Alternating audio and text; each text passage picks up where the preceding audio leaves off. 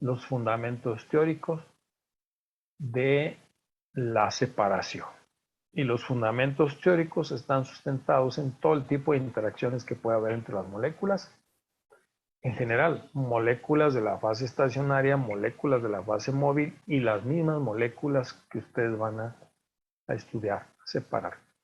Y ya estamos en la fase espectroscópica. Acabamos de ver ultravioleta. Y en el ultravioleta estamos nosotros analizando o utilizando, fíjense bien, los electrones de valencia. Los electrones de las capas más externas. Y estos electrones tienen características muy especiales que pueden brincar de un nivel de energía a otro, ¿sí? Que le llamamos niveles de orbitales de enlace a niveles de orbitales de antienlace. Y estos brincos nos generan un espectro de absorción si medimos cómo brincan de abajo hacia arriba, o un espectro de emisión si medimos cómo descienden a través de los diferentes niveles de energía a donde estaban originalmente. Entonces la espectroscopía en general nos va a dar bandas, nos va a dar señales, y se quedó el término de espectros. De pronto, pues el ciudadano común y corriente, un ciudadano que no está enterado de las ciencias químicas, que incluso pertenece a otras áreas, puede ser abogado, puede ser. Yo recuerdo que incluso a mis hijas les resultaba muy curioso cuando me escuchaban hablar de espectros. Los espectros los asociaban con la película de terror que vieron, etcétera, ¿no? Y bueno, se quedó el término porque sí, efectivamente, si ustedes ven aquí en la sección donde dice introducción, pues está un prisma que descompone la luz blanca en sus colores. Ya lo vimos, el orden de estos colores, y le llamamos nosotros región visible. Y eso resultaba como una señal espectral, justamente, ¿no? Y se le quedó así, como espectros. Entonces, el hombre fue creando herramientas para utilizar justamente porciones del espectro electromagnético para estudiar la estructura de las moléculas. No hay otra forma, jóvenes. No, los microscopios no son tan potentes. Sí hay microscopios donde pueden ver átomos. IBM logró el primer microscopio y logró incluso manipular los átomos de plata o de oro, no recuerdo de qué metal, y dibujó sus letras IBM con esos átomos. Por ahí pueden encontrar información en internet, la van a encontrar en menos de lo que canta un gallo, como dicen, de cómo fue que el efecto túnel fue canalizado para ver por primera vez átomos.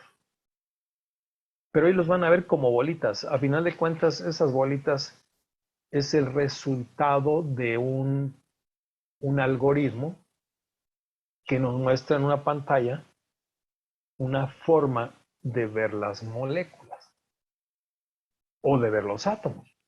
Pero en la realidad, esas esferitas son muy cambiantes y son realmente, usted lo sabe muy bien, densidades de electrones alrededor de una densidad positiva muy concentrada y muy confinada en un espacio.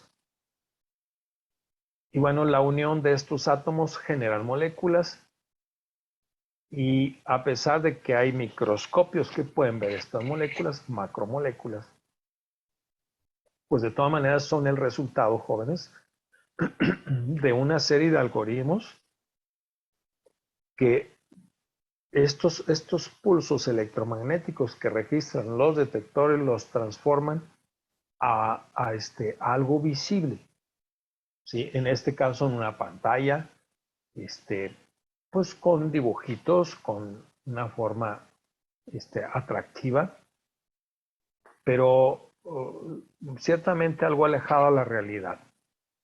Sin embargo, son modelos que funcionan muy bien. Y la forma de interactuar, porque pues en la microscopía no vemos muchas cosas, muchas facetas de las moléculas. Podemos ver densidades electrónicas, por ejemplo, rayos X, pues es prácticamente la foto de la molécula. Pero nuevamente vemos bolitas, vemos esferitas o vemos elipsoides.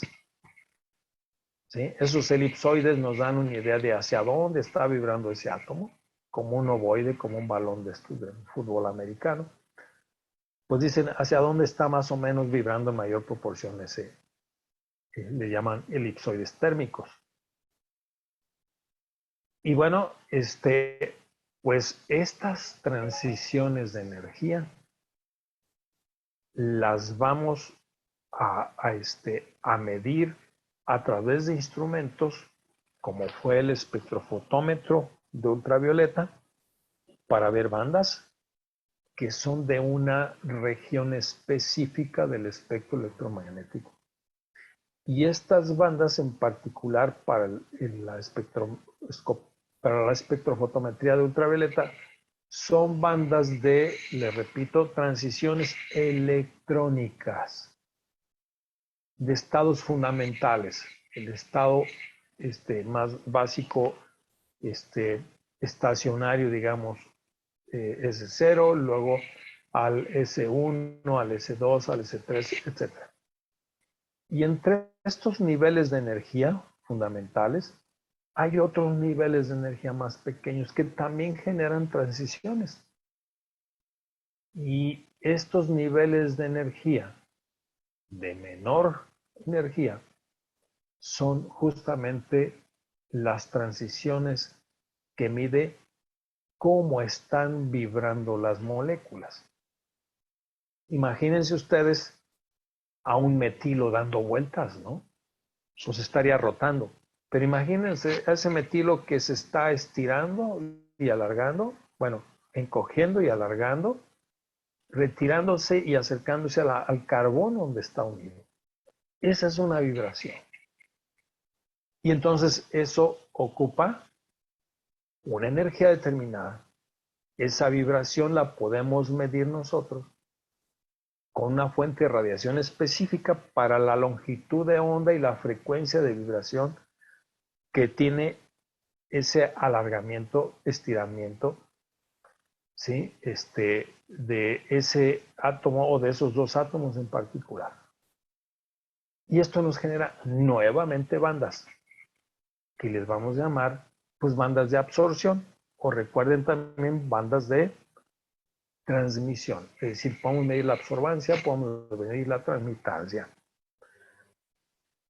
¿Por qué? Porque hacemos incidir esta radiación sobre una solución y nuevamente tenemos radiación que incide y que alguna de esta radiación pasa a la solución, una parte de esta se va a absorber en la solución, ¿sí? Otra parte se puede reflejar, una parte incluso pequeña se puede quedar ahí en las moléculas, la absorben y empiezan a moverse más rápido, se puede quedar como energía térmica. Muy bien, entonces pues vamos a generar nuevamente espectros. Vamos a entrar en materia, cómo van a suceder esto. Primeramente vamos a ver lo que es la definición de espectroscopía y la naturaleza de la luz, y luego vamos a medir un espectro infrarrojo. Vamos a ver cómo se mide un espectro infrarrojo. Muy bien, vamos a ver. Profe, deja pasar a un compañero, por favor. Claro que sí. ¿Dónde está? Compañero, aquí está. Admitir, Maximiliano, Max y Joel. Muy bien. Entonces continuamos. Bien, entonces, ¿qué es la espectroscopía de infrarrojo? Yo ya les había comentado que que Newton contribuyó mucho a este fenómeno, ¿sí? No terminó de descubrir muchas cosas que pudo haber descubierto en aquel entonces. Estaba muy metido con la cuestión gravitacional, pero bueno, pues un genio puede incursionar en todos lados y dejar aportaciones valiosas, como en el caso de la luz. Entonces él, a través de un rayo que incidía a través de su ventana, de algún edificio, donde sea, pues le llamó la atención ese rayo, y entonces este rayo lo hacía pasar a través de un prisma, y fue sorprendente cómo ver que esa luz blanca que llegaba al prisma se descomponía en un arco iris, de un conjunto de colores, pues que podemos ver. ¿Qué ocurre? ¿Por qué no vemos antes esos colores antes de llegar al prisma? ¿Y por qué si los vemos después de llegar al prisma? Bueno, al salir del prisma. Muy bien, pues porque antes estamos viendo la mezcla de todos estos colores. Es blanco. De hecho, Newton diseñó, para corroborar esto, diseñó un disco, ¿sí?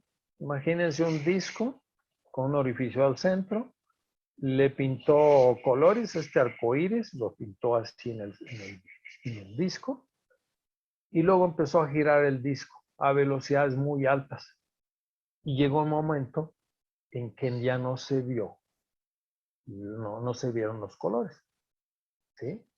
Llegó un momento en que el disco estaba girando a una velocidad tal, de tal manera que nuestros ojos percibían la mezcla o perciben la mezcla de esa rotación tan rápida, la mezcla de los colores que componían justamente los colores del disco cuando está en reposo a una velocidad determinada. Entonces, evidentemente que nuestros ojos pues llegan fotones, llega información que en algún momento dado ya no podemos diferenciar porque está rebasada nuestra capacidad para poder diferenciar esos colores. El disco está rotando mucho más rápido que nuestra capacidad para alcanzar a darle seguimiento a cada uno de esos colores, ¿no? Muy bien, entonces pues fue sorprendente, y pues muchas personas tuvieron una idea genial sobre este fenómeno, trabajar muchos de ellos sobre este aspecto, esta forma de interactuar de la luz con algún prisma.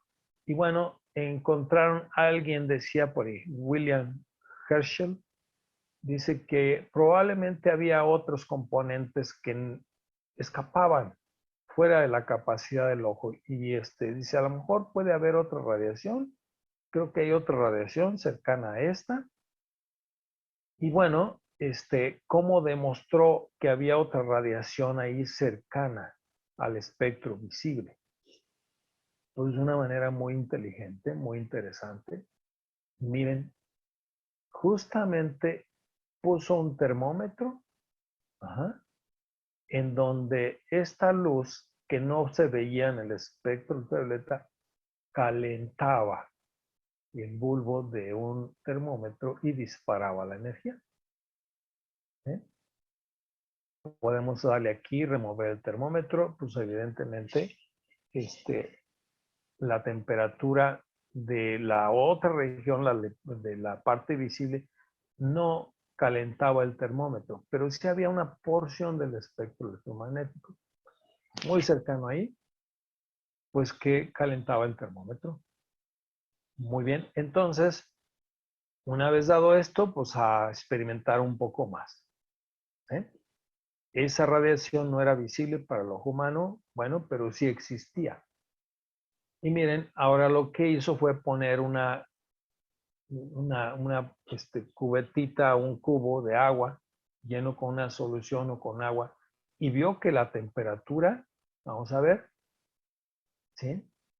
Disminuía cuando interponía el agua ahí. Entonces dijo, ok, el agua está absorbiendo parte de esa radiación. ¿Eh? Y bueno, aquí empezó a interesar. Estamos hablando, fíjense bien, vamos a ir hacia atrás, ya estamos hablando marzo de 1800. Pues evolucionaba un poco lento la ciencia, ¿verdad? Vamos a ver acá. Cuando empezó Newton con esta idea de los prismas, 1600, ¿qué les había dicho? 1642, bueno, es la fecha de nacimiento de él. Pero entonces asumamos que fue por ahí en 1700 y tantos, ¿sí? Probablemente. Muy bien, pero ya hasta 1800 ya pasaron una buena cantidad de décadas, seguía el fenómeno siendo estudiado y finalmente pues llegó a manos de Herschel en 1800 esta eh, capacidad que tenía esta luz de interactuar con la materia, que una vez que ustedes interponen cierta cantidad de muestra entre el termómetro y esto, el termómetro era como el detector, ¿verdad? ¿Sí? El termómetro demostró que esa radiación existía. Era el detector. Bueno, pues entonces parte de esa radiación se estaba quedando en la muestra.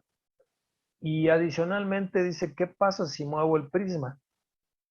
Y voy a mover esta región visible, invisible, que le llamaron infrarroja porque estaba abajo del rojo, ajá, abajo del rojo en términos de frecuencia. Ajá. Y a moverla y veía que de pronto el termómetro se calentaba, se enfriaba, etcétera. Y dijo, ah, caray. Entonces, dentro de esa misma banda de frecuencia infrarroja, hay una más energética y otra menos energética. Ajá. Muy bien. Entonces, pues ya había los primeros pasos para el diseño de un instrumento que pudiera ser útil para estudiar cómo interactuaba cierta porción del espectro electromagnético con la materia. Muy bien, vamos entonces a la siguiente parte. Vamos a ver entonces la teoría de la espectroscopía de infrarrojo. Vamos a ver, empecemos por el modelo clásico de una molécula. ¿Y cuál es el modelo clásico? Sabemos que dos átomos pueden formar una molécula cuando estos dos átomos están enlazados a través de un enlace. ¿Sí? Están unidos a través de un enlace y el átomo 1 tiene una masa determinada y el átomo 2 también tiene una masa determinada. Y este enlace lo vamos a considerar como que es un resorte, porque recuerden que nosotros estamos muy por arriba del cero absoluto. ¿Sí? Por ahí hay algo que de pronto se ve como algo mágico y especulan mucho por ahí en internet, que el famoso la energía del punto cero, ¿no? Y obtenga energía gratis que por la energía del punto cero, etcétera. Muy bien. Bueno, pues la energía del punto cero es justamente en qué momento los átomos dejan de moverse. En principio podría ser a los 0 grados Kelvin. Pero bueno, todavía hasta el momento están algunas, no sé si décimas, centésimas, milésimas, no lo sé, pero están muy cercanos del cero absoluto, pero no han podido llegar al cero absoluto. Vamos a suponer hipotéticamente, ok, estos dos átomos, ¿sí? En el cero absoluto estarían quietos, ¿de acuerdo? No estarían vibrando. Pero nosotros sucede que estamos arriba de ese cero absoluto por 298 Kelvin. ¿Sí? 273 más los 25 grados Celsius de temperatura ambiente, pues es un montón de temperatura arriba del cero absoluto, ¿no? Entonces nosotros vivimos en un mundo caliente. La vida está y prolifera en un mundo caliente comparado con el cero absoluto. Y además, entre el cero absoluto y la temperatura que tenemos en nuestro ambiente, en donde a la vida le va mejor, sabemos que hay muchos microorganismos que pueden vivir con temperaturas extremas cercanas a los 70, 80, 90 grados o incluso cerca del agua hirviente. ¿Sí? Son bacterias o microorganismos muy bien adaptados para vivir a ese tipo de temperaturas y también al otro extremo, ¿verdad? Temperaturas muy frías. Pero, digamos, el promedio, asumamos que ese átomo entonces o esa molécula, estos dos átomos, no están a 0 grados, sino están a 298 grados. Vamos a tomar como referencia eso. Por lo tanto, estos dos átomos van a estar vibrando. ¿Sí? Esta masa se va a acercar a esta, ¿sí? Y se va a alejar. Si tenemos más o menos, o podemos considerar que un átomo está fijo, pues estiramos al otro, soltamos el resorte y va a empezar a vibrar. Ajá. Entonces, esta fuerza de enlace tiene una constante. Es un modelo, fíjense bien, un modelo clásico. Es un modelo muy simple de cómo tomar en cuenta que las moléculas pudieran este, eh, estar en la realidad. Estamos muy alejados de la realidad, pero son modelos que sirven y funcionan muy bien y ya lo vamos a ver. Entonces, esta constante de fuerza va a ser muy importante. Esta constante de fuerza va a depender, fíjense, de la masa de los átomos y de si tenemos un enlace simple, un enlace doble o un enlace triple. Entonces, esta vibración, alargamiento, acercamiento entre esas dos masas, entre esos dos átomos, van a seguir un modelo clásico que le llamamos oscilador armónico. ¿Sí? Ese oscilador armónico va a seguir una trayectoria como una parábola. Vamos a ver cómo se observaría esto. Así tenemos entonces, vean, en esta coordenada, vamos a medir la distancia X o el desplazamiento, ¿sí?, entre un átomo con respecto al otro. Y va a seguir esta forma. Llega a un punto de relax. Imagínense que están al equilibrio estos dos átomos. ¿Sí? Pues estamos justamente en el punto rojo. Este punto es justamente la distancia óptima a la cual esos dos átomos están muy a gusto. Pero si ustedes empiezan a estirar a este átomo, lo empiezan a alejar, pues evidentemente si la distancia crece, la energía del sistema empieza a crecer. ¿Sí? Por esta fórmula. Un medio de K, recuerden que K es una constante de fuerza, por X cuadrado, recuerden que X pues, es la distancia. Y entonces sucede que si van acercando, bueno, lo alejaron y luego lo sueltan y se acercan nuevamente al equilibrio, pues tiene que pasar por el punto X, este punto X, ¿sí? Disminuye y luego se acerca mucho y empieza a subir nuevamente la energía. ¿Sí? Y entonces vamos a asumir que estos están vibrando de una forma armónica, por eso se les llama oscilador armónico. Bien, entonces, pues hay una curva de potencial, de energía potencial, y sigue esta parábola. Recuerden que este es el modelo clásico. Ajá. Continuamos. Ahora sí, ahí está vibrando. Vean por qué se le llama oscilador armónico.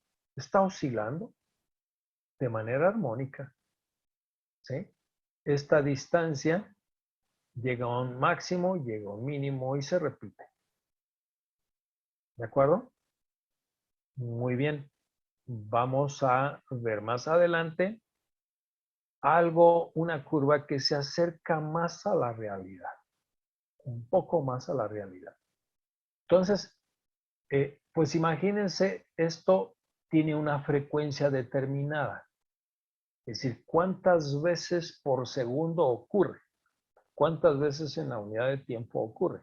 Pues estamos hablando de frecuencia, ciclos por segundo, por ejemplo, hertz. ¿Eh? Bueno, pues va a depender de la naturaleza del enlace y va a depender del tamaño de los átomos involucrados, la naturaleza del átomo. Veamos cómo va. ¿Alguna pregunta aquí, jóvenes? Entonces, este movimiento O sea, armónico, sus... ¿Perdón? no, ¿qué hace el compañero? Ok, vamos a continuar entonces. ¿Qué pasó aquí? Ah, bueno, sí, está la fórmula. Miren, aquí está la frecuencia. Nosotros en principio podemos medir la frecuencia. Si conocemos la constante de fuerza y conocemos la masa de los átomos, podríamos medir justamente la frecuencia de vibración de ese enlace. Y eso pues implicaría una banda, ¿verdad? ¿Una banda en qué región? La banda en la región de infrarrojo. Una banda de absorción o una banda de emisión, por supuesto. Muy bien. Entonces, fíjense ustedes cómo la curva va a ir cambiando si nosotros incrementamos o modificamos la frecuencia. ¿Qué creen que pueda modificar la frecuencia? Pues el tipo de enlace. ¿Sí? Entonces en infrarrojo vamos a ver bandas a diferente frecuencia. Y estas bandas van a ser muy características del tipo de enlace.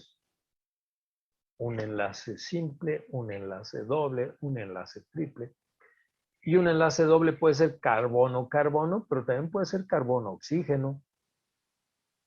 Un enlace triple puede ser carbono-carbono, como un alquino, o carbono-nitrógeno, como un grupo nitrilo-oceano.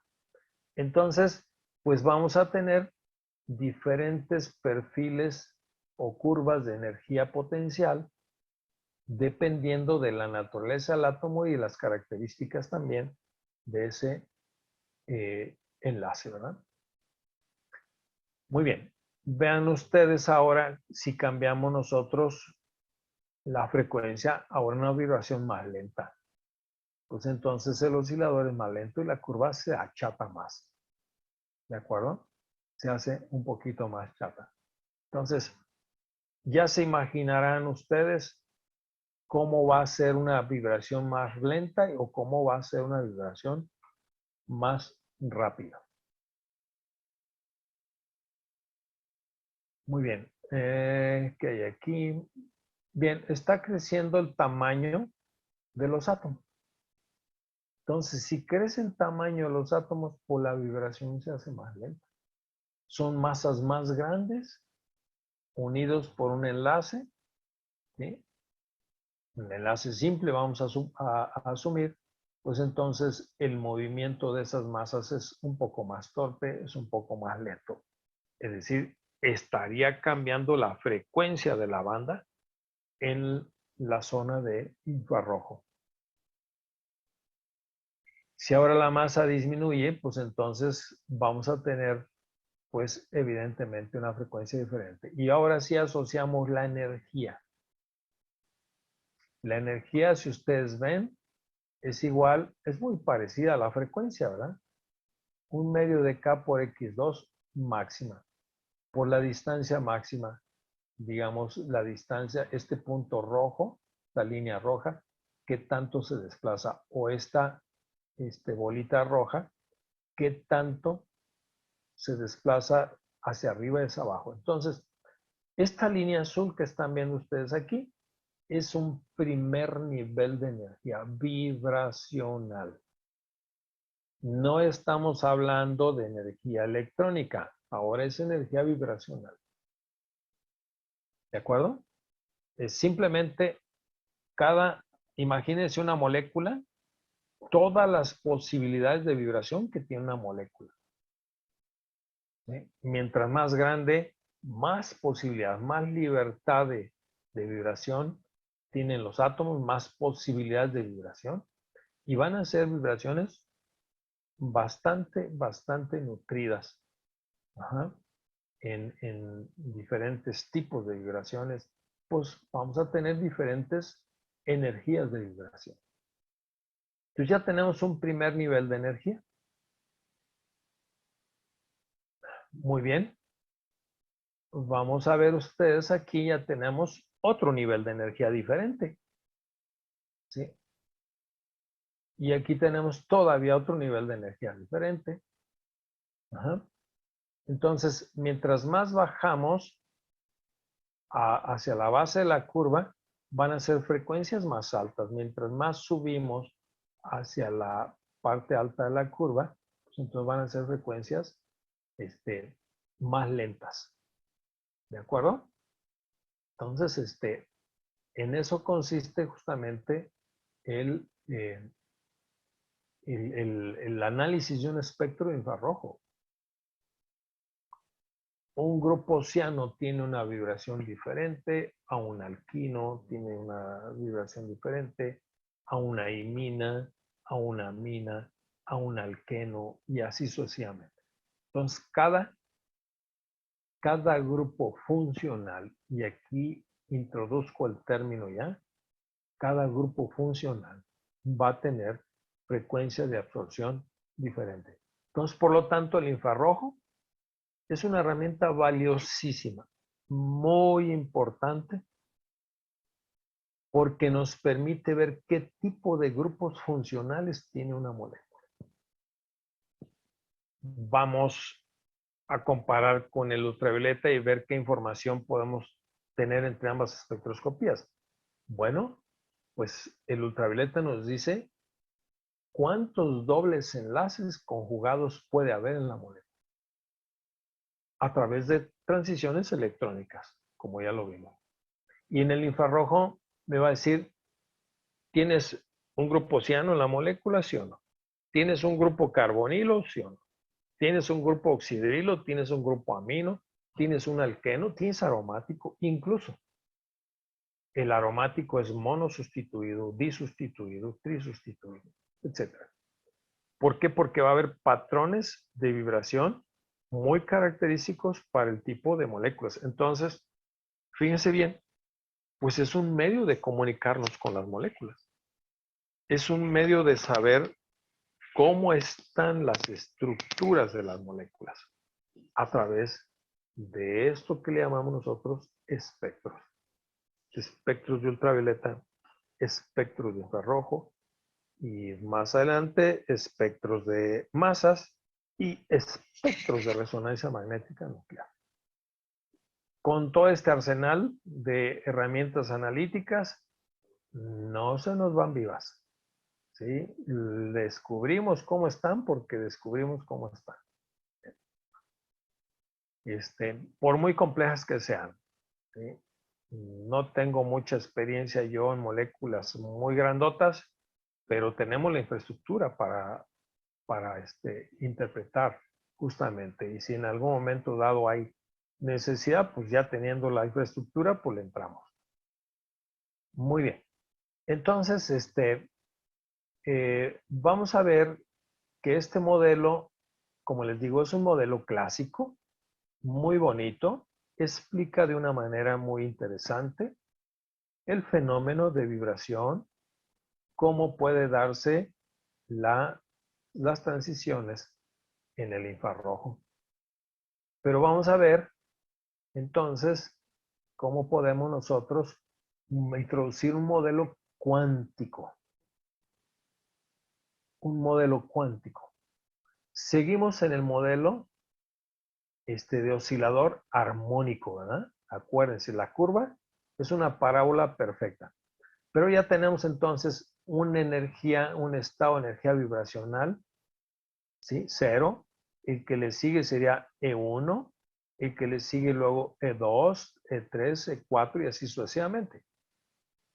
Fíjense bien cómo se puede interpretar esta curva.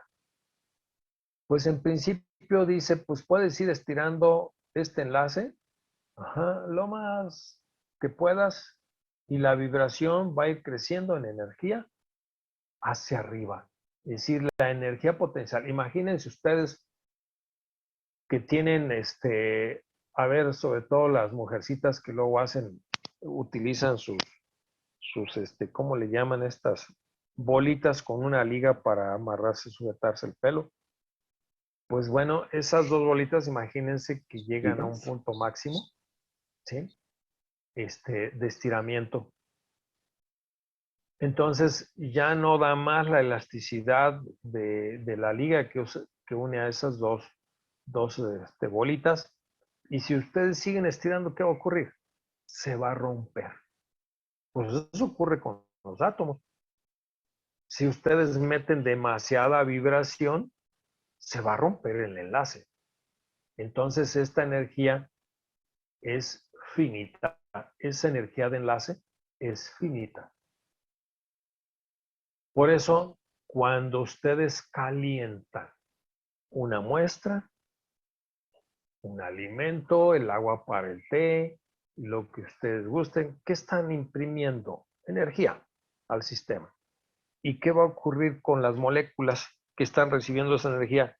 Pues van a experimentar una serie de movimientos, muchos muy interesantes, aleatorios, movimientos translacionales, difusionales, se van de un punto a otro, ¿sí? Rotacionales, van a ir dando vueltas y vueltas muy rápido, pero también vibracionales, ¿de acuerdo? Todos los tipos de movimientos van a irse generando, pero ahorita nos ocupa exclusivamente los movimientos vibracionales. Entonces no recuerden que si estiramos demasiado ese enlace se va a romper. Eso, fíjense bien, representa la energía de ionización y ustedes pueden ver muchas tablas por ahí. ¿Cuánto es la energía de ionización de un enlace simple carbono-carbono? Pues tantas kilocalorías por mol. Vamos a poner 90 kilocalorías por mol. Ok, esa es la energía necesaria para romper ese enlace. ¿Cuánto es la energía que necesitan para romper un doble enlace? Ven, el doble enlace es más débil que un enlace sigma. Estamos hablando del doble enlace únicamente en la parte de electrones pi. Pero el doble enlace sumada a la energía del enlace sigma más el pi es evidentemente mucho más fuerte que el enlace simple. ¿Sí? Un doble enlace tendría que pasar por dos tipos de rupturas. Primero la ruptura del enlace pi y luego la ruptura del enlace sigma. Entonces, no es tan fácil romper un doble enlace entre los dos carbonos. Es mucho más fácil romper un simple enlace entre dos carbonos. Muy bien, entonces veamos estos niveles de energía, son los que nosotros vamos a medir. Tenemos aquí ya, estamos introduciendo un modelo cuántico y ese modelo cuántico involucra a la constante de Planck multiplicada por la frecuencia de vibración en este caso. Entonces decimos que ya una vez que hablamos de que está involucrada la constante de Planck, decimos que el modelo ya está cuantizado. Es decir, a diferencia, vamos a ver, jóvenes, regreso un poquito. Uy, ya me fui muy, todavía no.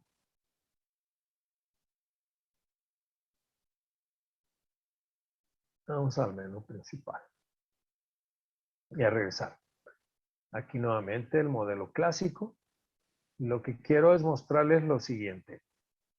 ¿Sí? Aquí está, fíjense bien, el movimiento de la bolita esta es continuo. Continuo. que puede tomar cualquier valor desde este punto hasta digamos, la altura máxima o la energía potencial máxima.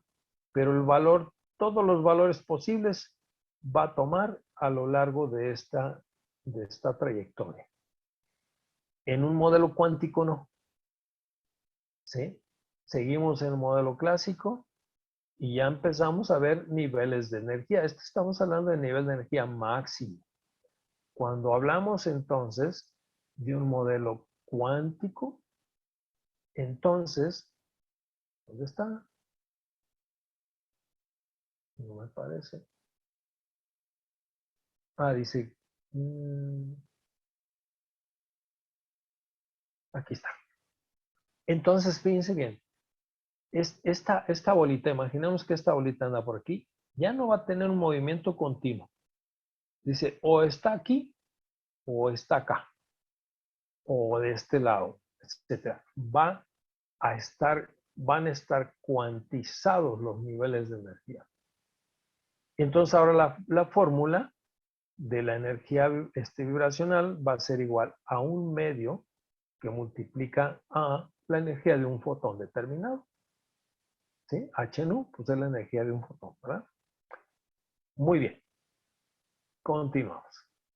Entonces, en este modelo cuántico vamos a ver cuando absorbe o cuando emite energía. Entonces vamos a ver, por ejemplo, en la absorción. Pues ya está. Va subiendo de nivel de energía y la emisión, pues entonces regresa la energía, ¿verdad? Pero se fijan que no toma valores intermedios, sino solamente hay valores permitidos. Vamos a ver nuevamente la absorción. Brinca de E0 a E1 y de E1 a E2. Se fijan que va creciendo por un factor de un medio. Ajá. Un medio, 3 medios, 5 medios, y sería el siguiente 7 medios y así sucesivamente. Entonces, esto significa, bueno, de hecho se llama, la regla se le llama regla de selección. Entonces, en el modelo cuántico, una vibración solo puede tener niveles de energía muy específicos, determinados. Entonces, aquí todavía estaríamos ilustrando como un oscilador armónico. Entonces, ¿por qué? Porque la parábola es simétrica, ¿verdad? En la realidad, esa curva va a cambiar. Vamos a ver cómo va a cambiar esa curva. Bien, cada uno de estos brincos va a tener justamente una banda de absorción en el infrarrojo, el brinco de aquí a acá, el brinco de acá al otro, bueno, de 0 a E1, de 1 a E2 y así sucesivamente. Entonces, esto nos diría de alguna forma que si la distancia en energía entre el nivel E0 a E1 y a E2 es de la misma magnitud, pues entonces va a tener la misma frecuencia, ¿verdad? ¿Sí? Va a tener la misma frecuencia y en la realidad eso no corresponde. Vamos a acercarnos un poquito más a la realidad. A ver, dice aquí, ok, lo único que está cambiando aquí es de alguna forma la naturaleza del átomo o la naturaleza del enlace. Si nosotros nos vamos más hacia la izquierda, el nivel de energía tiene cierta magnitud. Si nos vamos a la derecha, está cambiando la frecuencia, ¿sí? Y si nos vamos más a la derecha, pues evidentemente tendríamos otra frecuencia determinada. Lo que es importante que noten ustedes aquí que de alguna forma las frecuencias son como múltiplos del valor original que teníamos nosotros acá. De este valor se repite para la siguiente transición y si ahora hay otro brinco al tercer nivel, pues tendría más o menos la misma frecuencia, pero evidentemente lo que está causando, más bien, no diferente frecuencia, porque la energía es directamente proporcional a 1 medio sobre h nu, o a 3 medios por h nu, o a 5 medios por h nu. Entonces, esto es lo que nos está dando una frecuencia determinada aquí. Lo que quiero es que vean, voy a regresarme aquí, a la forma de la curva. Aquí no está ilustrada la curva para esta banda, pero en esta sí. ¿Qué notan de diferencia en la forma de la curva para esta banda de absorción con respecto a la otra? ¿Verdad que se hace más plana? Recuerden que mientras más amplia y más Sí. plana, la energía es menor. Mientras más se van juntando esas líneas, la energía es mayor. Entonces, en un espectro de infrarrojo, la banda que aparece más a la izquierda tiene más energía que las bandas que aparecen a la derecha. ¿De acuerdo? No se les olvide. Muy bien. Ahora sí. Vean ustedes, ya dejamos el oscilador armónico que está en gris y ahora sí nos vamos a un oscilador anarmónico, no armónico. Esta curva que ustedes están viendo aquí es una curva muy aproximada a lo que ocurre en la realidad. Nuevamente, yo les daba un ejemplo. Imagínense a esta distancia donde los átomos se separaron. ¿Dónde llega esta bolita roja? Aquí. Aquí se ionizó, el enlace se rompió. ¿De acuerdo? En este punto. Y bueno, pues entonces ahí se acaba el enlace, ahí se acaba la pasión entre esos dos átomos, ya no se quieren, se rompe la relación y vámonos. Bien, pero entonces, yo les comentaba en algún ejemplo, imagínense dos átomos que están a una distancia determinada, ¿sí? Esa distancia si empieza a acercarse, si empieza a ser más corta entre esos dos átomos, pues entonces eventualmente, fíjense bien lo que va a ocurrir, es que la energía del sistema, sigan el cursor si lo ven, ¿sí? La energía del sistema va a ir cayendo. Quiere decir que entonces está disminuyendo la energía y vamos a llegar a un punto mínimo de energía. Aquí se formó el enlace, en el punto mínimo. Pero, pues como dicen, no tan juntitos, ¿no? ¿Qué pasa si estos átomos los empezamos a acercar más y más y más? Vean cómo se dispara la energía de manera exponencial, brutalmente. Entonces hay una distancia óptima. Yo les decía, las leyes del universo están diseñadas para que exista la formación de enlaces. Y si hay formación de enlaces, pues hay formación de moléculas. Y las interacciones entre moléculas también son estabilizantes. Y estas moléculas pueden agruparse de tal manera que pueden actuar como pequeñas máquinas moleculares. Y a final de cuentas, estas pequeñas máquinas moleculares pueden organizarse de tal manera que pueden generar vida. ¿Sí? Las leyes del universo están diseñadas para que haya vida. ¿De acuerdo? Simplemente porque las moléculas tienen esta posibilidad, o los átomos tienen esta posibilidad. Entonces, lo que ocurre en esta región donde se dispara la energía brutalmente es justamente la fusión entre dos átomos. Y recuerden que en física tenemos dos fenómenos: fusión nuclear. Estamos hablando que esos dos átomos los acercan tanto, tanto, tanto, que finalmente los núcleos se fusionan y ya se convierte en otro átomo diferente. A diario vemos ese fenómeno, a diario lo sentimos. En el Sol, dos átomos de hidrógeno se acercan mucho, pueden formar una molécula de hidrógeno, se acercan más por la cuestión gravitacional, de tal manera que se dispara la energía brutalmente y ¡paps! Colapsan los núcleos y se forma helio. ¿Sí? Y entonces ya estamos hablando de transmutación. Un átomo que se convierte a otro átomo. Y existe el proceso inverso.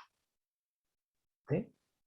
Como a través de un átomo escindirlo y formar otros dos átomos. Y sabemos que los átomos pesados sí pueden hacer eso. Incluso lo hacen solitos. Tomen una muestra de radio, radiactivo, por supuesto, y van a ver que les va a ir generando plomo y algunos otros átomos por decaimiento radiactivo. Estamos hablando de fisión nuclear. Un átomo se descompone a otros átomos y desprende una cantidad tremenda de energía.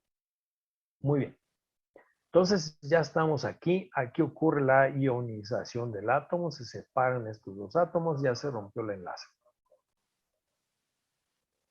Muy bien. Entonces los niveles de energía ahora no van a tener la misma distancia. Se puede ver que este nivel de energía es 0. Ajá. Tiene una distancia con el E1, con el E2 diferente, con el E2 a E3 diferente y así sucesivamente hasta que llegamos al nivel de energía donde los átomos ya se desprenden. Muy bien. Esto es muy importante. Vamos a empezar a usar algunos términos, como esto que se llama sobretono. Bandas de sobretono, que corresponden a un múltiplo de la frecuencia de una frecuencia basal que le llamamos nosotros frecuencia fundamental. Vamos a suponer que nosotros tenemos una transición de aquí a acá que ocurre en voy a empezar a usar nomenclatura de infrarrojo y ahorita les explico en qué consiste estos términos. Vamos a asumir que aquí tenemos una banda de fundamental de 800 centímetros a la -1. De aquí a acá. Muy bien. 800 por 2 sería 1600. Si esa banda fundamental es capaz de generar una banda de sobretono, la banda de sobretono estaría a 1600, al doble de la banda fundamental. Entonces aquí dice una transición con delta N. Estamos hablando de una diferencia de energía entre un nivel de energía determinado a otro. Cuando es igual a +2, se llama sobretono y corresponde aproximadamente a 2 veces la frecuencia de la banda fundamental.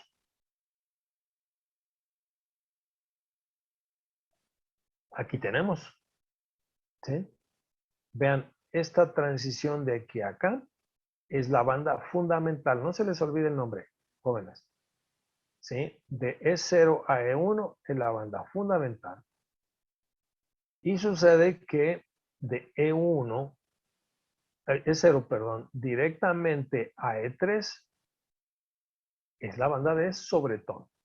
Y más o menos es el doble de la transición que le tomó, o de la frecuencia que toma una transición de E0 a E1. Este E0 es justamente la energía punto cero, como le llaman, ¿sí? Es donde se supone que los átomos eventualmente pueden estar, bueno, realmente estamos más abajo, ¿sí? Esta es una banda de energía o un nivel de energía donde sí hay cierto nivel de vibración. Se asume que eventualmente, perdón, a 0 Kelvin, esa vibración debería ser más baja en energía, a prácticamente el estado de cero vibración. Muy bien, algo importante, que las bandas de sobretono son mucho más débiles que las bandas de una absorción fundamental. Y les vamos a hablar con mucha frecuencia, para estar a tono, con mucha frecuencia de estas bandas. Muy bien. Vamos a ver, por ejemplo, este vector que ustedes ven es pues los dos átomos vibrando a una frecuencia determinada. Esta frecuencia de vibración, fíjense bien, digo frecuencia de vibración, pues tiene una frecuencia determinada. Esa frecuencia puede interactuar con radiación electromagnética, en el caso particular del infrarrojo, que está denotada por estos vectorcitos rojos, que es, recuerden, es un campo magnético o electromagnético oscilante. Si la frecuencia de este campo, de estas flechitas rojas, igualan a la frecuencia de vibración del enlace, entonces el enlace absorbe un fotón de esa energía. ¿Sí? Digamos que entran como una especie de resonancia, ¿verdad?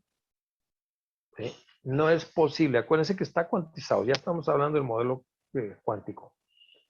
No es posible que un fotón de una frecuencia diferente a esta oscilación que están viendo, estas flechitas que crecen, van positivas a negativas, que esa frecuencia sea diferente a la frecuencia del enlace, no se va a absorber. ¿Sí? Es un fenómeno cuantizado, es un fenómeno cuántico. Entonces la regla dice que la energía que puede absorber este enlace está directamente relacionada con la energía de vibración de ese enlace. Entonces, por lo tanto, un campo magnético oscilante o electromagnético oscilante que pase a través de la molécula y que tenga la misma frecuencia de vibración de ese enlace que está vibrando, ¿sí? Pues entonces va a haber una absorción. Algo muy importante, jóvenes. Ustedes ya saben que es un dipolo. ¿De acuerdo? Muy bien. Vamos a ver con Daniel Zúñiga. ¿Me podrías explicar qué es un dipolo, Daniel?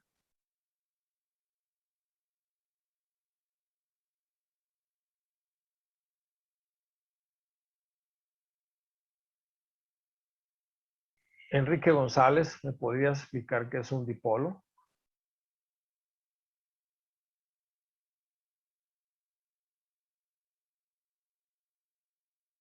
Itzel Rosas, ¿me puedes explicar qué es un dipolo? ¿Es un sistema de dos cargas contrarias, profe? A ver, ¿quién habló? ¿Daniel? Enrique. Enrique. Enrique. Uh-huh. A ver, ustedes ya lo han visto muchísimo, ¿sí? Desde sus primeras clases de química. A ver, un carbonilo, ¿tendría un dipolo?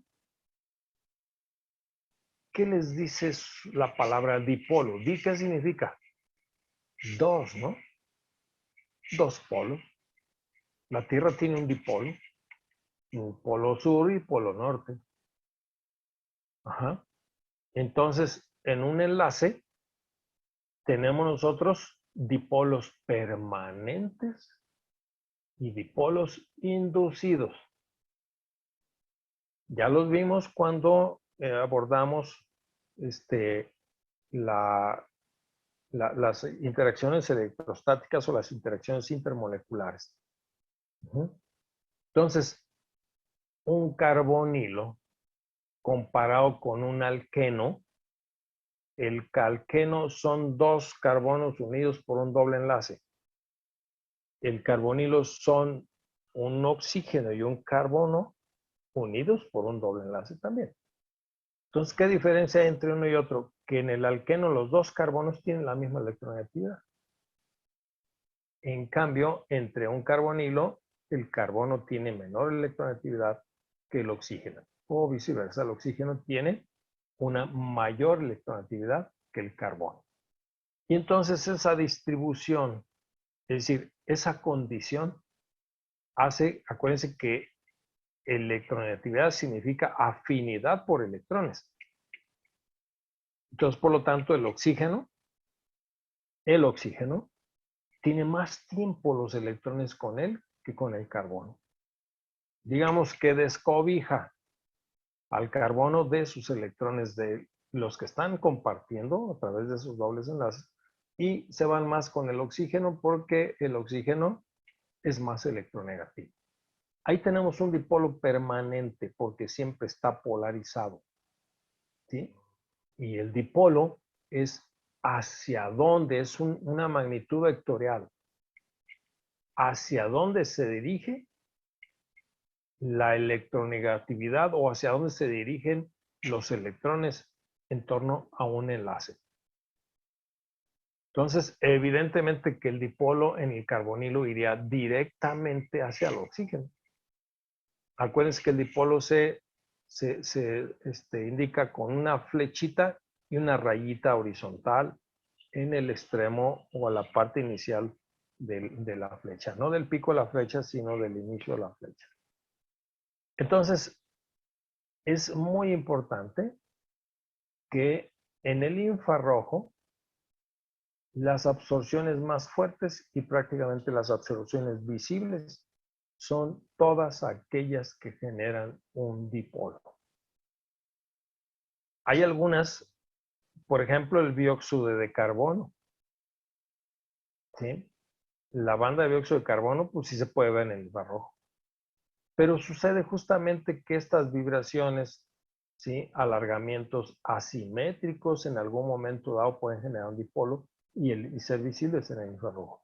Pero la espectrofotometría o la espectroscopía de Raman, ¿sí? Es una herramienta muy parecida al infrarrojo, pero en esa sí se ven transiciones que no generan dipolo.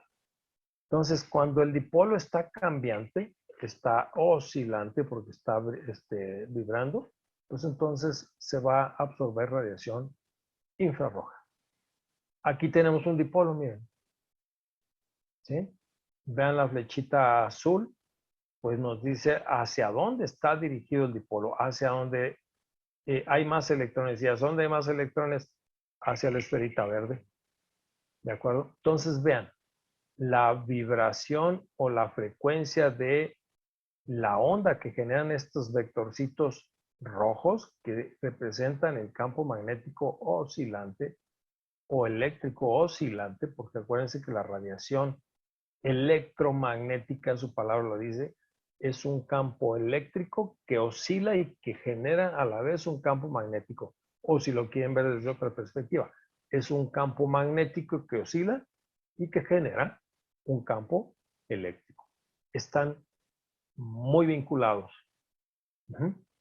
Bien, pues ese campo magnético electrooscilante o eléctrico oscilante entran si tienen la misma frecuencia de vibración de estos átomos que tienen un dipolo permanente, pues entonces nos va a dar una banda de absorción o una banda de emisión según vayamos a medir el fenómeno. Muy bien. Entonces vamos a hacer como una especie de resumen. La frecuencia de una vibración está relacionada con la constante de fuerza del enlace, ¿sí? Dividida entre la masa y esto sacado la raíz cuadrada. Muy bien. Cuando hablamos ya de un sistema cuantizado, entonces ahora tenemos que la energía de un nivel determinado es igual al nivel determinado, que puede ser 0, que puede ser 1, 2 o 3, más un medio que multiplica a h0. En otras palabras, la energía para el nivel 0, ¿cuál sería? Pues un medio por h, ¿no? Ya lo vimos. Y para el nivel 1, pues sería 1 más un medio, ¿cuánto nos da? Jóvenes. 3 medios. Claro, porque le hacemos 2 medios. El 1 sería 2 medios, ¿verdad?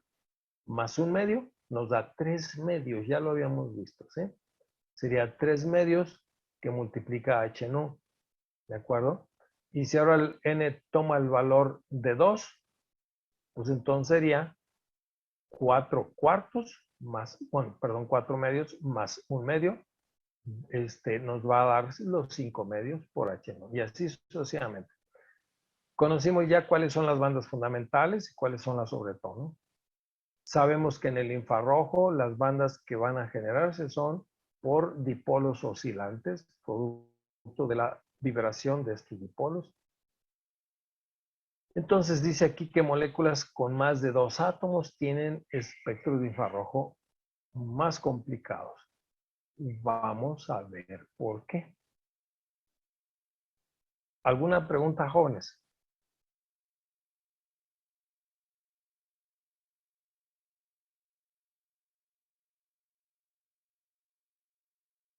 ¿Todo va quedando entendido? Muy bien. Ok. Vamos a ver. Miren, ya tiene más de 2 átomos. Esta es la molécula de agua. ¿Bien? Entonces, el número de vibraciones y las formas de vibración va a ser más complicada.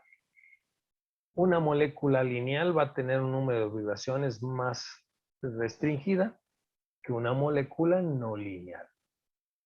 ¿Y de qué va a depender el número de vibraciones que puede tener esa molécula? Pues del número de átomos que conformen esa molécula.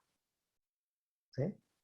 Entonces, vamos a ver cómo podemos estudiar este tipo de vibraciones. Miren, es la suma de estas 3 vibraciones posibles del agua. Vean ustedes, aquí esta molécula de agua está abriendo sus bracitos como que va a abrazar a alguien. Ajá. Y entonces el ángulo de enlace entre un protón y otro está creciendo y disminuyendo. Ahora veamos, esto estamos hablando de un bending, un doblamiento, ¿sí? Realmente se le llama esto como vibración o efecto tijera, ¿no? Porque parece que fuera como una tijerita. Muy bien. La otra vibración es que los enlaces oxígeno-hidrógeno se están estirando y encogiendo de forma armónica, de forma simétrica. A eso le llamamos alargamiento simétrico. Y vean el otro modo de vibración. El otro modo de vibración es justamente que mientras que un enlace se hace más largo, el otro se hace más corto. Entonces este es también alargamiento, pero es asimétrico. Estos modos normales de vibración sumados ponen a la molécula media loquita, ¿sí? Aparentemente como que tiene un movimiento muy aleatorio, muy complicado, pero desmenuzando el tipo de movimientos que puede tener, justamente la suma de todos estos movimientos. Muy bien. Una molécula no lineal, esto también es muy importante, tiene 3n-6 modos normales de vibración, donde n es el número de átomos de la molécula. A ver, pongamos en práctica eso. ¿Cuántos átomos tiene el agua? 3. Multiplicamos 3 por 3, 9. Menos 6, pues nos da 3. Entonces quiere decir que aplicando esta formulita al agua nos da 3 modos normales de vibración y son los que están viendo aquí. ¿De acuerdo? Ahora, cada modo de vibración va a tener una energía diferente. Este que parece como una tijerita, ¿sí? Este que tiene alargamiento simétrico y este que tiene alargamiento asimétrico. Cada uno tiene su propia banda. ¿De acuerdo?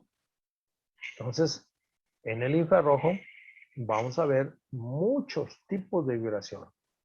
Si aquí tenemos una molécula no lineal que obedece a 3n-6, tan solo con 3 átomos tenemos 3 modos de vibración diferentes. Imagínense cuando tenemos una molécula de 80 átomos, ¿no? Entonces, la cantidad de vibraciones que vamos a tener que calcular. Y se puede, por supuesto que se pueden calcular. Muy bien. ¿Alguna pregunta aquí? Jimena, Pero, ¿algo? Sí, profe, a ver. Sí, pero no entre más grande sea la molécula, más difícil va a ser que vibre por estar, por el, ¿cómo decirlo? Porque está más grande, más voluminosa, por decirlo así. no. Cada enlace va a tener su propia frecuencia de vibración. ¿Sí? ¿Cuándo va a ser más difícil que vibre? Cuando los átomos aumentan su tamaño. ¿Sí? Va a tener frecuencias menores de vibración. ¿De acuerdo? Lo vamos a ir viendo poco a poco. No, una proteína, imagínense la cantidad de vibraciones que tiene. Hay animaciones muy interesantes. Hay que no me acuerdo, pero bueno, es un grupo de investigación que logró ver todos los componentes moleculares del coronavirus. ¿Sí? Incluso hay animaciones, si ustedes se meten a YouTube, tecleen por ahí en inglés, pues animación de cómo actúan, por ejemplo, las enzimas. ¿Sí? Y van a ver la enorme complejidad. Son obviamente animaciones, pero muy cercanas a la realidad. Cómo las proteínas pueden ejercer o pueden realizar su función diversa dentro de las funciones celulares. Todo está vibrando. Por muy grande que sea, va a tener sus vibraciones de maneras individuales. Profe, ¿y ¿Sí? los enlaces intermoleculares entonces van a tener longitudes más grandes? Mientras más grande sea el tamaño de los átomos, las frecuencias de absorción son más débiles. Porque el desplazamiento de los átomos, pues es lo que hemos visto. Si el tamaño de los átomos crece, el movimiento es más lento. Si el tamaño de los átomos disminuye, el movimiento es más rápido. Y recuerda que lento y rápido está vinculado con frecuencia, ¿verdad? ¿Cuántas veces ocurre ese ciclo en unidad de tiempo? ¿De acuerdo? Muy bien. Jimena, ¿alguna pregunta? Sí, gracias, profe. Sí. No, profe, gracias. Todo bien. Ok. Profesor, antes de que continúe, o Sí. sea, va a depender mucho cómo está la molécula, cómo le puedes explicar. ¿Tiene que ver el ángulo de intersección que hay en las moléculas o no? Tiene que ver todo, Jair. El número de átomos es fundamental. No soy Jair. ¿Pero quién es? Soy Francisco. Sí, perdón, Francisco. A ver, Francisco. Aquí tienes la formulita, ¿sí? 3N-6. Sí, La molécula del agua no es lineal. Si tú tienes una no. molécula lineal, como el ácido cianhídrico, que ese es bien lineal, es 3N-5, los modos de vibración. Pero bueno, el del agua es un ejemplo muy bonito de la aplicación de la fórmula para desmenuzar justamente los tres modos normales de vibración que estás viendo aquí. ¿Sí? Entonces, evidentemente que si tú creces el número de átomos, la fórmula Ajá. sigue aplicando, ¿sí? Pero va a incrementarse sustancialmente. Imagínate que tienes tan solo una molécula de 20 átomos, que es una molécula relativamente pequeña. Pues entonces tendríamos 3 por 20 son 60 menos 6, 54 modos de vibración diferentes. ¿Sí? Y todas van a estar más o menos ubicadas en alargamientos simétricos, asimétricos, desdoblamientos, le llaman bending o doblamientos, como el tijera que estás viendo ahí, Ajá. fuera del plano, dentro del plano. Todo eso va a contar. Los vamos a ir viendo todos los diferentes modos de vibración Ajá. y dónde aparecen en el espectro de infrarrojo. ¿De Ok. acuerdo? ¿Sí? Gracias, profe. Sí, gracias. Vamos empezando y seguro que tienen muchas dudas, pero de todas maneras, por favor, hagamos un alto y lo discutimos y vamos a ir viendo más material, seguramente les va a quedar más claro. Continuamos. Aquí tenemos entonces, fíjense bien, ¿sí? Cada modo de vibración normal entonces tiene una energía potencial determinada. Esta curva para un doblamiento, pues tiene casi como un oscilador armónico, ¿verdad? Se comporta más como un oscilador armónico. Y simétrico, pues un estrechamiento, perdón, o alargamiento simétrico, pues sigue el oscilador anarmónico. Lo mismo para un estrechamiento antisimétrico o no simétrico. ¿Por qué? Porque la primera vibración en la que está arriba no implica ruptura del enlace, ¿verdad? Lo único que estamos haciendo es forzar la molécula a que casi se ponga lineal. Y sabemos que por la hibridación sp3 del oxígeno, recuerden que hay 2 pares de electrones por allí, ¿sí? Pues le cuesta trabajo, abre hasta donde puede abrir y luego vuelve a pasar por un punto intermedio. Recuerden que las moléculas a esta temperatura, es más, muchas moléculas a esta temperatura hierven, ¿sí? ¿Y por qué hierven? Pues porque están en estado gaseoso, ¿no? El butano, gas butano, ¿por qué es gas butano, no? Pues porque a esta temperatura hierve, ¿sí? Su punto de ebullición es más bajo que la temperatura ambiente. Pero a lo que voy, bueno, ya el pentano ya es líquido, el hexano es líquido, el heptano es líquido, etc. Pero a lo que voy es que es una temperatura muy por arriba del cero absoluto que está haciendo vibrar las moléculas. Y es bastante energía arriba del cero absoluto. Entonces, pues evidentemente las moléculas van a tener un conjunto de vibraciones muy importante. Y todos se pueden calcular, ¿eh? Lo vamos a ver. Lo vamos a ver más adelante. Les voy a poner por ahí cómo podemos simular un espectro de infrarrojo y cómo podemos ir analizando todas las frecuencias de vibración del espectro de infrarrojo. Pero entonces, muy importante, todos los vibraciones que impliquen estirar, van a tener una curva anarmónica, como la estamos viendo aquí, como un oscilador anarmónico. ¿Por qué? Porque estirar demasiado rompe el enlace. Esta vibración de arriba, pues no rompería el enlace, ¿sí? Por eso se comporta como un oscilador armónico. ¿De acuerdo? Muy bien. Vamos a ver qué más surge por ahí. Pues vean entonces dónde ocurren estas vibraciones. Primeramente, esta vibración de doblamiento, ¿sí? Es de menor energía que las de alargamiento. Y quiero que pongan atención. Que un alargamiento simétrico es de menor energía, es la flechita aquí más a la izquierda, que un alargamiento antisimétrico o no simétrico. Sin embargo, están relativamente cercanos. ¿Eh? Muy bien, entonces ya tenemos 3 bandas para el agua. ¿Sí?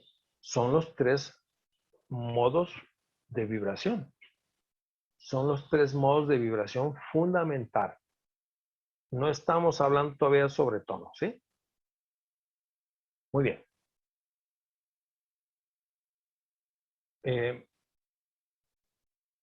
Aquí está.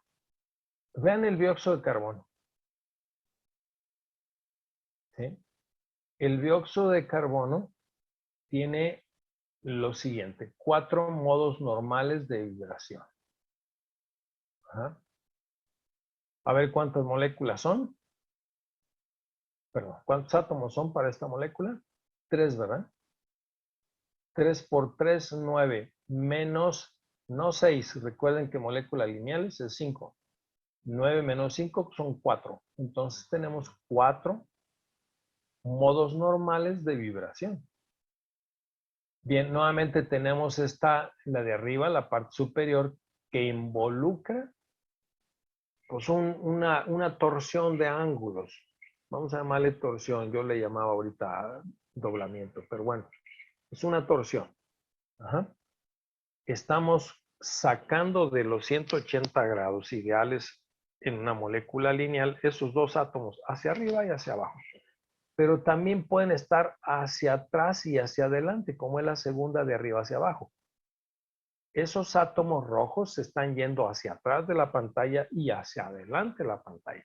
Y ese es otro modo normal de vibración. Ahora vean ustedes bien en los de estiramiento. Los dos primeros de arriba hacia abajo son los de menor energía. Únicamente involucra cambios de ángulos de enlace. Y los de abajo son los de mayor energía joven. ¿Por qué? Porque involucran estiramiento de los enlaces.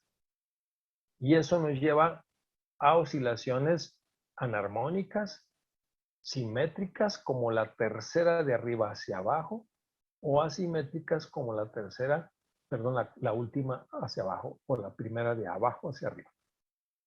Entonces quiero que pongan atención a algo aquí muy, muy interesante.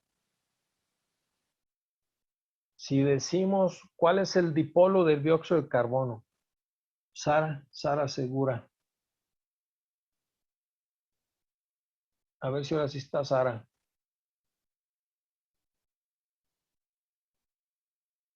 Creo que no está Sara. Jenny García. Jenny, ¿estás por ahí? Tampoco está Jenny. Joel Gutiérrez. Está en el chat, profesor. ¿Están en el chat? A ver, vamos a ver. Sí, dice que está ahí. A ver, Jenny García. Vamos a ver, Jenny. ¿Por qué en el infrarrojo podemos ver al dióxido de carbono? Si asumimos, bueno, de alguna forma condicionamos las bandas de infrarrojo a los dipolos. ¿Cuál es el dipolo del dióxido de carbono? A ver, consúltenlo por ahí en internet, se vale, Jenny. ¿Cuál es el dipolo del dióxido de carbono? ¿Qué magnitud tiene el dipolo del dióxido de carbono?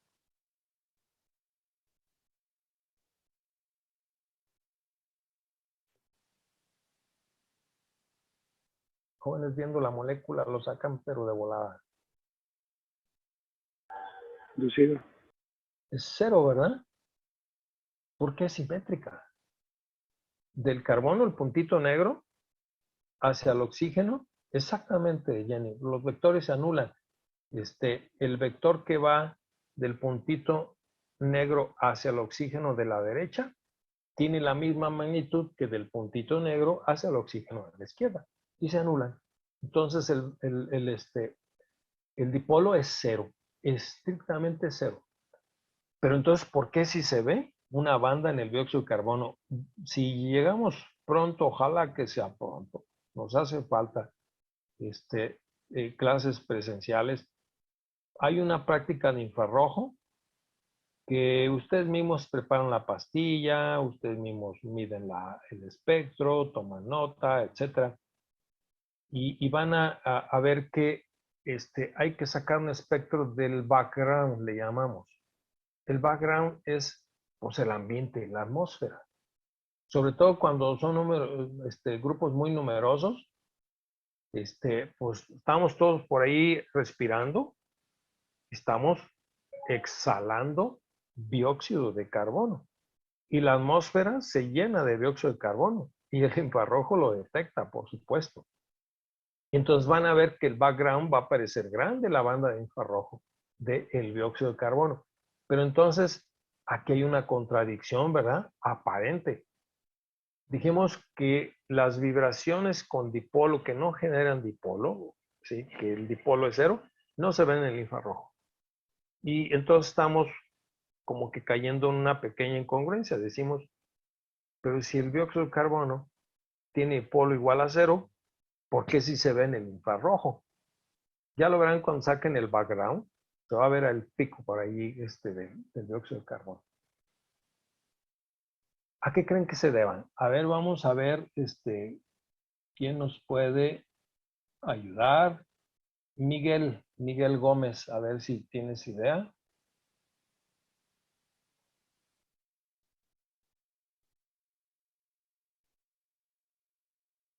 Hola, Miguel.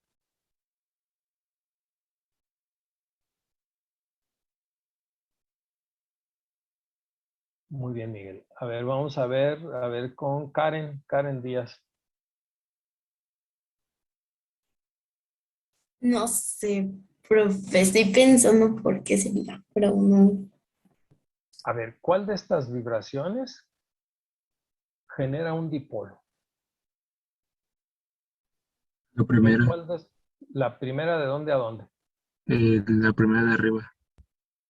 Podría ser, ¿verdad? Un dipolo pequeñito, hacia donde se mueven los dos oxígenos, pues hacia allá se movería el dipolo, Ujú. ¿sí? O en la segunda, de arriba hacia abajo, ese dipolo puede generarse hacia nosotros, fuera de la pantalla, o hacia atrás de la pantalla, de su monitor o de su compu o de su celular. Y hay otra más, ¿sí? Que se ve y que es de las más intensas, de hecho es la que se ve con mayor intensidad en el espectro infrarrojo. Es la última, de arriba hacia abajo. Fíjense bien cómo en algún momento dado el enlace es más largo de un lado hacia el oxígeno, del carbono hacia el oxígeno, y del otro lado es más corto. Y esto tiene una frecuencia de vibración que genera siempre un dipolo. ¿De acuerdo? Y esa es la vibración más importante que se observa en el espectro infrarrojo del dióxido de carbono. Bueno, entonces ya tienen ustedes aquí un par de ejemplos. Una molécula que no es lineal, donde 3n-6 predice el número de modos de vibración, ¿sí? Y otra molécula que es lineal, donde se aplica la regla 3n-5, que ilustra los modos de vibración normal. Vamos a ver qué más tenemos por aquí. Pues aquí tenemos, fíjense bien, justamente esta banda que está acá, grandotota, en 2000, más o menos, déjenme ver, 3000, 2500, como es 1400 y algo, está la banda del dióxido de carbono, muy intensa, muy cercana a las de estiramiento simétrico, ¿sí? Bueno, de hecho, espérense, perdón, la de estiramiento simétrico, que es la de, vamos ahora de abajo hacia arriba, la segunda de abajo hacia arriba, de hecho está allí calculado, miren, aquí se debería ver, esta vibración es simétrica, no se rompe el dipolo, ¿sí? Es decir, todo el tiempo tiene dipolo cero, pero esa sí la ven en Raman, ¿sí? Entonces, ¿por qué? Porque en todo momento la distancia carbono-oxígeno del lado derecho es la misma que el carbono-oxígeno del lado izquierdo. Y la otra, este estiramiento, vean cómo se va, es mucho más alta en energía y es una banda bastante intensa. ¿De acuerdo? Muy bien. Si ustedes analizan la luz que viene de Marte, con un espectrógrafo, van a ver esa banda de dióxido de carbono muy, muy interesante.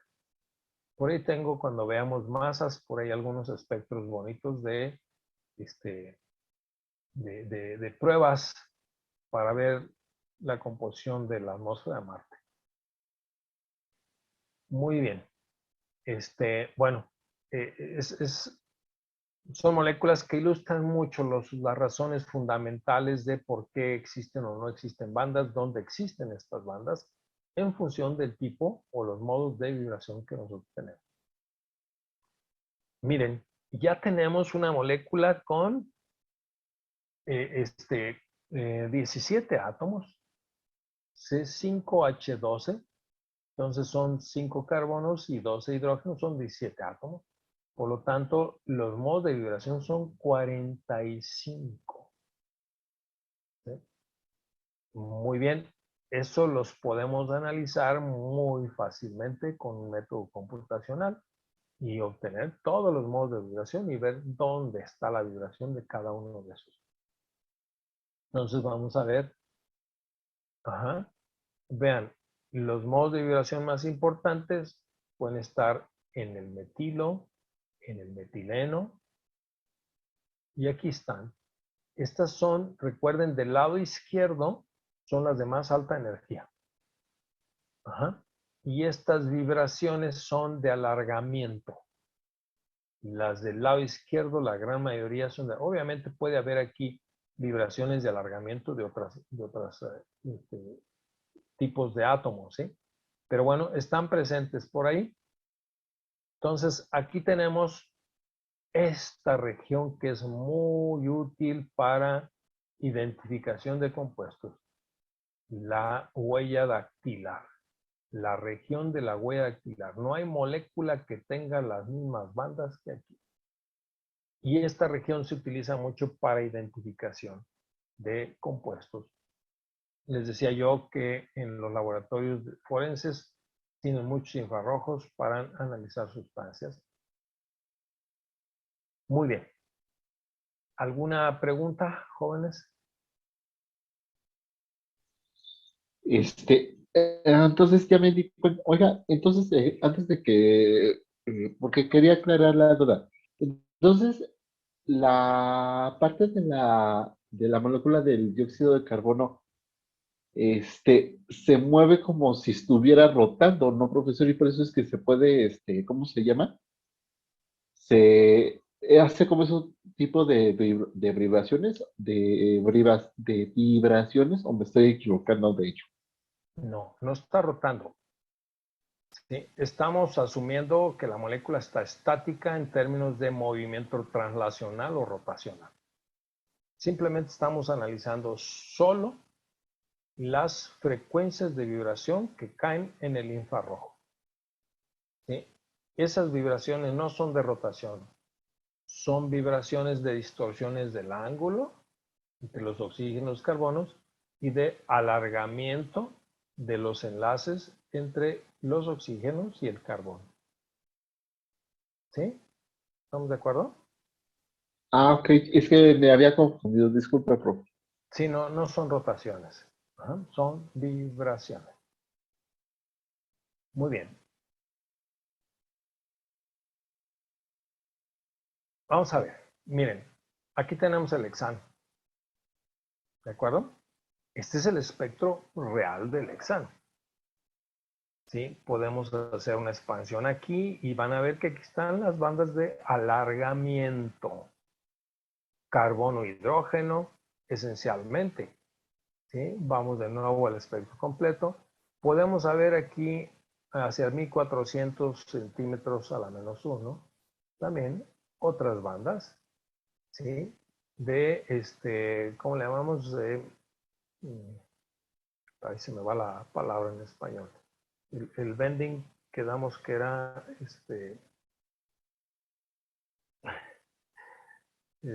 como casi siempre hacemos alusión al stretching y al bending en inglés. Me cuesta un poco de trabajo en español, pero sería como un doblamiento o una alteración del ángulo, ¿sí?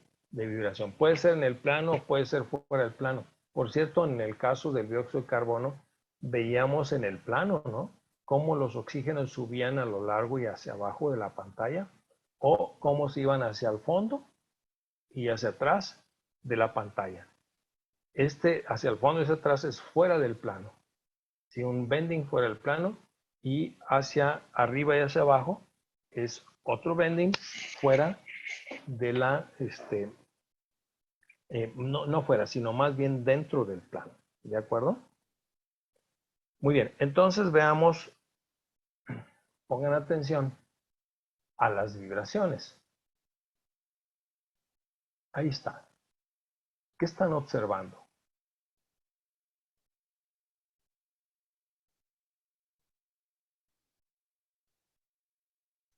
La vibración. Claro, una vibración está vibrando. Es un campo magnético oscilante que está generando esa vibración, por supuesto.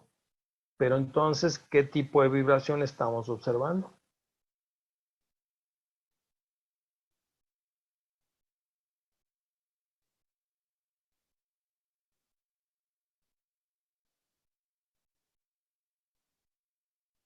Es un doblamiento, ¿no? Una especie como de, no, no es torsión exactamente, pues vamos a llamarle doblamiento. Ajá. No estamos estirando ningún enlace, simplemente está cambiando el ángulo de enlace entre los protones y el enlace que va hacia el otro carbono, ¿de acuerdo? Entonces, pues está en 1460. Estamos muy alejados de los 2000, los 3000, los 4000. Estamos hablando de, vamos a ver el espectro completo. Estamos hablando de esta región, ¿eh? Acá están los alargamientos, acuérdense. Ahorita estamos viendo esta región. Veamos de nuevo. Entonces, no, ya no quiere regresar.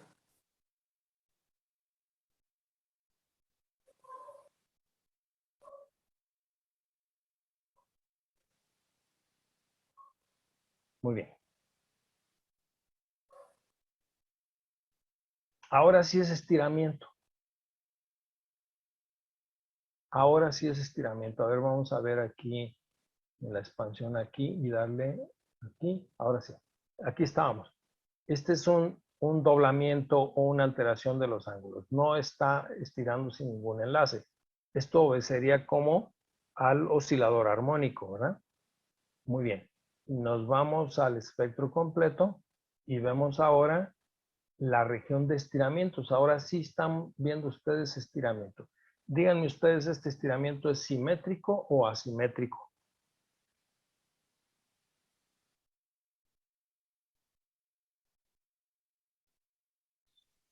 ¿Se alcanza a apreciar, sí o no? Es No, asimétrico, profe. profe. Asimétrico, ¿verdad? Mientras dos protones se acercan al carbono, el otro protón se aleja. Es Ah, asimétrico, ya. ¿sí? Si los tres sincrónicamente se alejan al mismo tiempo y se acercan al mismo tiempo, estaríamos hablando de un estiramiento simétrico. Entonces recuerden que el asimétrico es más energético, aparece más a la izquierda, ¿sí? Entonces van a ver que el simétrico también es estiramiento, debe estar muy cerca de aquí de este, pues vamos a verlo. Aquí está. Miren, para un metileno tenemos un asimétrico. Vamos a ver dónde está el metilo simétrico. Ahí está, miren. Los tres protones se acercan y se alejan al mismo tiempo. Vamos a ver para el metileno simétrico, que los dos protones se acercan y se alejan al mismo ritmo. Entonces, esta banda de aquí casi siempre la vamos a ver. Váyanse aprendiendo las regiones.